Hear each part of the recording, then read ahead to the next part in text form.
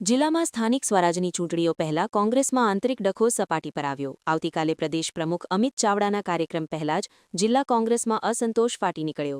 આજે યોજાયેલી મહત્વપૂર્ણ કારોબારી બેઠકમાં પૂર્વ જિલ્લા પ્રમુખ પાલનપુર શહેર પ્રમુખ સહિત લગભગ 70 જેટલા આગેવાનો હાજર રહ્યા નથી।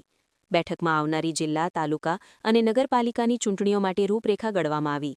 આવનાર સમયમાં દરેક તાલુકામાં સેન્સ પ્રક્રિયા હાથ ધરાશે। જિલ્લા પ્રમુખે દાવો કર્યો કે મોટાભાગના કાર્યકરોને તક આપવામાં આવી છે। સામાજિક સમીકરણના આધારે સૌને જોડવાનો પ્રયાસ થઈ રહ્યો છે। નારાજ કાર્યકરોને મનાવવા પ્રયત્ન કરાશે। બીજી તરફ પાલનપુર શહેરના પૂર્વ કોંગ્રેસ પ્રમુખે વિરોધ વ્યક્ત કર્યો। આજની વિસ્તૃત કારોબારીમાં ખૂબ ઓછી હાજરી રહી હતી અને કૌશલ પટેલની નિમણૂકને લઈને ભારે અસંતોષ। જિલ્લા અને પ્રદેશ સ્તરે આ વિવાદનો કોઈ ઉકેલ લાવવા પ્રયાસ કરવામાં આવ્યો નથી। પૂર્વ પ્રમુખે ચેતવણી આપી છે કે જો કાર્યકરોની નારાજગી દૂર નહીં થાય તો આવનારી ચૂંટણીઓ અને કોંગ્રેસના કાર્યક્રમોનો વિરોધ થશે। ચૂંટણીઓ પહેલા કોંગ્રેસમાં આંતરિક વિખવાદ પાર્ટી માટે ચિંતાજનક। આજે જિલ્લા કોંગ્રેસ કાર્યાલય જિલ્લાની કારોબારીની બેઠક હતી। એમાં પ્રભારીશ્રીઓ અને જિલ્લાના આગેવાનો હાજર હતા, પણ એવા સમાચાર મળ્યા છે અત્યારે કે એમપી સાહેબ અને ધારાસભ્યશ્રીઓ આ બેઠકમાં હાજર નહોતા। અમે પણ અમારો જે સંકલ્પ અમે લીધેલો છે કે જે રીતે પ્રદેશ પ્રમુખ અને જિલ્લા પ્રમુખે જે રીતે મનમાની રીતે એમને શહેરના પ્રમુખને મૂકવામાં આવે છે એમનો અમે વિરોધ અગાઉ પણ કર્યો છે અને આજે પણ અમારો વિરોધ હજુ સતત ચાલુ છે। આજની અમે કારોબારીમાં અમારા તમામ 70 જે સભ્યોએ સહીઓ કરી છે એ લોકોએ તમામે આ બહિષ્કાર કર્યો છે અને આવનારી ચૂંટણી હોય કે આવનારા બીજા પણ પ્રોગ્રામ હોય ત્યાં પણ અમે બધા અમારી એકતા શહેરના કાર્યકરોની એકતા અમે અખંડ રહેશે અને આવનારા કાર્યક્રમો જે પણ હશે એમાં પણ વિરોધ કરીશું। કંઈક સમાચાર એવા પણ છે કે અમિતભાઈ પણ પોતે કાલે આવી રહ્યા છે અમારા પ્રદેશ પ્રમુખ, તો અમને જો એ મંત્રણા કરવા માગતા હશે તો અમે એમની સાથે મંત્રણા કરવા તૈયાર છીએ, પણ અમે પાર્ટીના હિતની જ વાત કરીએ છીએ। અમે પાર્ટીનો વિરોધ નથી કરતા, અમારે પાર્ટીની કાર્યપદ્ધતિનો વિરોધ છે, એ જ અમે કહેવા માંગીએ છીએ।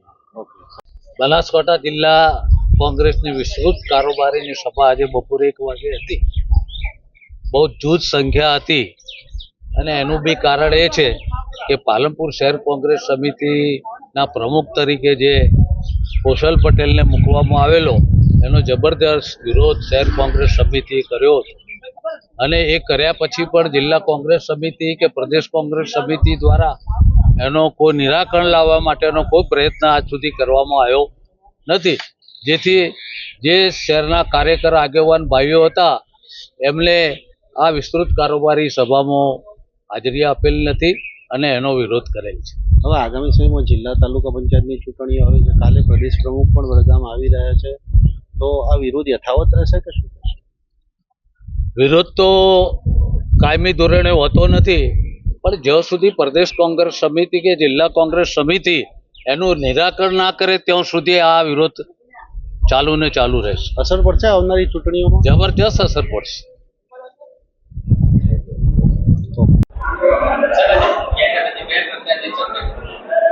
આજે બનાસકાંઠા જિલ્લા કોંગ્રેસ સમિતિની એક મહત્વની કારોબારી બેઠક હતી। આ બેઠકની અંદર આવનારી જિલ્લા પંચાયત, તાલુકા પંચાયત, નગરપાલિકાની ચૂંટણીને લઈને ચર્ચા કરવામાં આવી છે। આગામી કાર્યક્રમોને લઈને ચર્ચા કરવામાં આવી છે। જે પણ ઉમેદવાર થાય એને જે ડોક્યુમેન્ટની જરૂર હોય કે જે પ્રક્રિયા હોય એમાં કઈ રીતે આગળ વધવું એના માટેની એક સૂચનાઓ આપવા માટે બેઠક, આગામી સમયમાં જે સેન્સ પ્રક્રિયા દરેક તાલુકામાં કરવાની છે એની ચર્ચા કરવા માટે આજની બેઠક રાખવામાં આવી છે।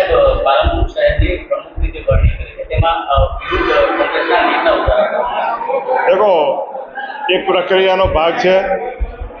મોટા ભાગના લોકોને ચાન્સ મળ્યો છે। જેટલા પણ શહેરના દાવેદારો હતા એ ક્યાંક ને ક્યાંક ભૂતકાળની અંદર ક્યાંક ને ક્યાંક સંગઠનની અંદર દરેકને ચાન્સ મળ્યો છે અને સામાજિક સમીકરણના આધારે અલગ અલગ સમાજના આખા જે કહેવાય કે સંયુક્ત બનાસકાંઠા જિલ્લામાં તમામ સમાજનો સમાવેશ કરવાનો પ્રયત્ન કર્યો છે। કદાચ એની અંદર ભાગરૂપે ક્યાંક 19-20 હોઈ શકે, પણ એક પ્રક્રિયાની અંદર ભાગ લઈને જે લોકોએ પોતાની દાવેદારી નોંધાવી છે એની અંદર સામાજિક સમીકરણના આધારે આખી પ્રક્રિયા કરવામાં આવી છે અને નિમણૂક કરવામાં આવી છે। આગામી સમયમાં નગરપાલિકા ચૂંટણી પણ અમે શું સાથે મળીને કોઈ નારાજ હશે એને પણ મનાવીને સાથે મળીને ચૂંટણી લડશું। નહીં, આજે તો એક લિમિટેડ જે આગેવાન છે એમને જ બોલાવ, કોઈ આ સભા સ્વરૂપે હતી ને કે સમગ્ર શહેર જે લિમિટેડ જે અપેક્ષિત લોકો છે એમને જ આ મિટિંગની અંદર આમંત્રણ આપવામાં આવ્યું છે.